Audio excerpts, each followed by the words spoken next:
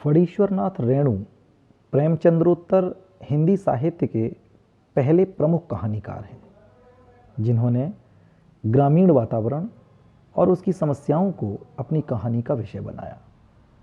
आंचलिक कहानियों की परंपरा के सूत्रपात का श्रेय इन्हीं को दिया जाता है।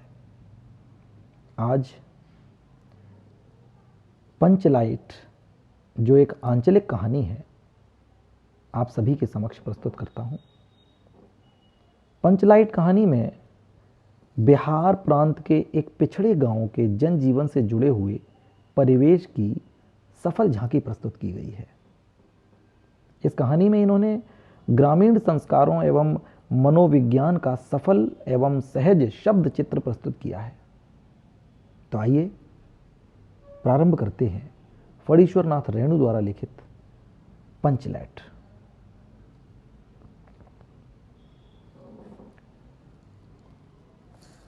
पिछले 15 महीने से दंड जुर्माने के पैसे जमा करके महतो टोली के पंचों ने पेट्रोमैक्स खरीदा है। इस बार रामनवमी के मेले में गांव में सब मिलाकर 8 पंचायतें हैं।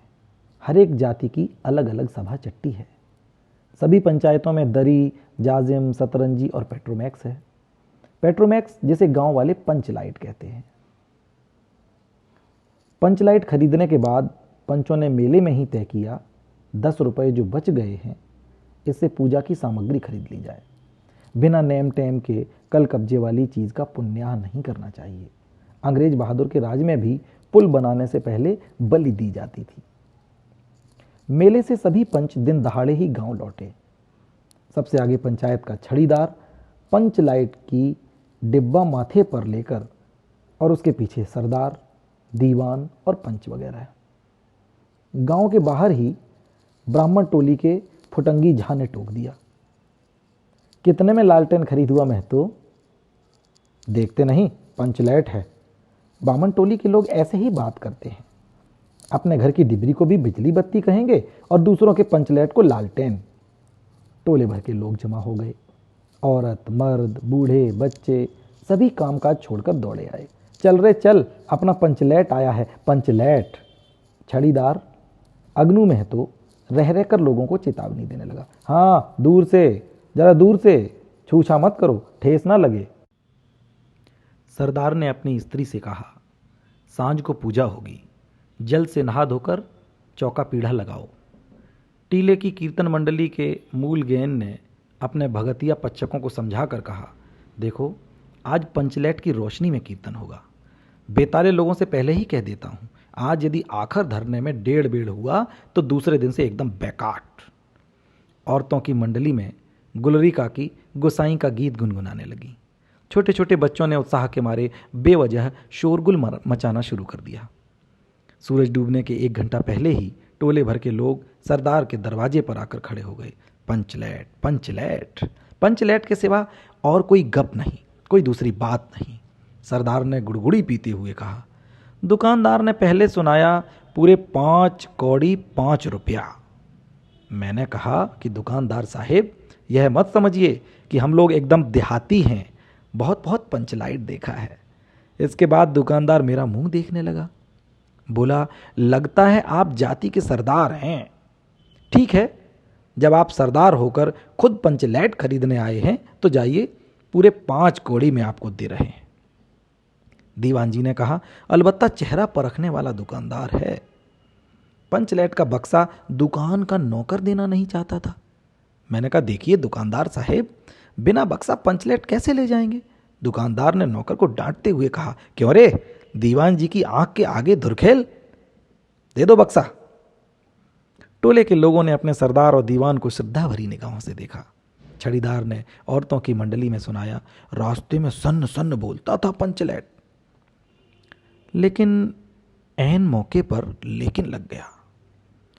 रूदल शाह बनिए की दुकान से 3 बोतल किरासन तेल ले आया और सवाल पैदा हुआ, पंचलाइट को जलाएगा कौन? यह बात पहले किसी के दिमाग में नहीं आई थी। पंचलाइट खरीदने के पहले किसी ने न सोचा, खरीदने के बाद भी नहीं। अब पूजा की सामग्री चौकी पर सजी हुई है, कीर्तनिया लोग खोल ढोल करताल खोलकर बैठे हैं और पंचलाइट पड़ा हुआ है। गांव वालों ने आज तक कोई ऐसी चीज नहीं खरीदी जिसमें जलाने बुझाने का झंझट हो। कहावत है ना, भाई रे गाय लूं तो दूहे कौन। लो मजा। अब इस कल कब्जे वाली चीज को कौन बाले। यह बात नहीं कि गांव भर में कोई पंचलेट जलाने वाला नहीं, हर एक पंचायत में पंचलेट है, उसके जलाने वाले जानकार हैं। लेकिन सवाल है कि पहली बार नेम टेम करके शुभ लाभ करके दूसरी पंचायत के आदमी की मदद से पंचलेट जलेगा। इससे तो अच्छा है कि पंचलेट पड़ा रहे। जिंदगी भर ताना कौन सहे, बात बात में दूसरे टोले के लोग कूट करेंगे। तुम लोगों का पंचलेट पहली बार दूसरे के हाथ, ना ना, पंचायत की इज्जत का सवाल है। दूसरे टोले के लोगों से मत कहिए। चारों ओर उदासी छा गई, अंधेरा बढ़ने लगा। किसी ने अपने घर में आज डिबरी भी नहीं जलाई थी। आज पंचलेट के सामने डिबरी कौन बालता है। सबकी ये कराए पर पानी फिर रहा था। सरदार, दीवान और छड़ीदार के मुंह में बोली नहीं। पंचों के चेहरे उतर गए थे। किसी ने दबी आवाज में कहा, कल कब्जे वाली चीज का नखरा बहुत बड़ा होता है। एक नौजवान ने आकर सूचना दी, राजपूत टोली के लोग हंसते हंसते पागल हो रहे हैं। कहते हैं कान पकड़कर पंचलेट के सामने 5 बार उठो बैठो तुरंत जलने लगेगा। पंचों ने सुनकर मन ही मन कहा, भगवान ने हंसने का मौका दिया है, हंसेंगे नहीं। एक बूढ़े ने लाकर खबर दी, रूदल शाह बनिया भारी बतंगड़ आदमी है, कह रहा है पंचलेट का पंपू जरा होशियारी से देना। गुरली काकी की बेटी मुनरी के मुंह में बार बार एक बात आकर मन में लौट जाती है। वह कैसे बोले। वह जानती है कि गोधन पंचलेट बालना जानता है, लेकिन गोधन का हुक्का पानी पंचायत से बंद है। मुनरी की मां ने पंचायत से फरियाद की थी कि गोधन रोज उसकी बेटी को देखकर सलम सलम वाला सलीमा का गीत गाता है। हम तुमसे मोहब्बत करके सलम। पंचों की निगाह पर गोधन बहुत दिन से चढ़ा हुआ था, दूसरे गांव से आकर बसा है और अब तक टोले के पंचों को 5 सुपारी खाने के लिए भी कुछ नहीं दिया।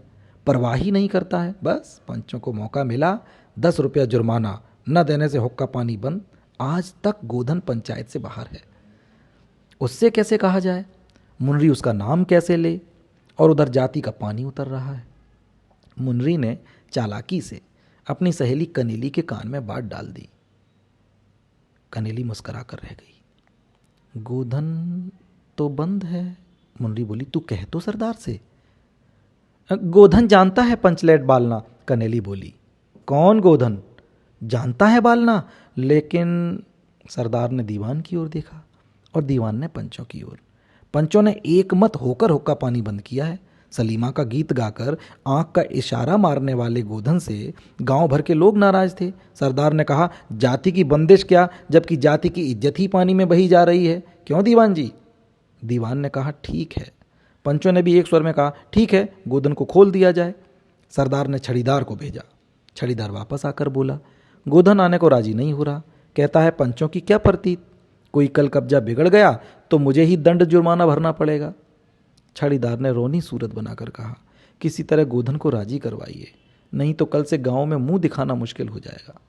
गुलरी काकी बोली, जरा मैं देखूं कह के। गुलरी काकी उठकर गोधन के झोपड़े की ओर गई और गोधन को मना लाई।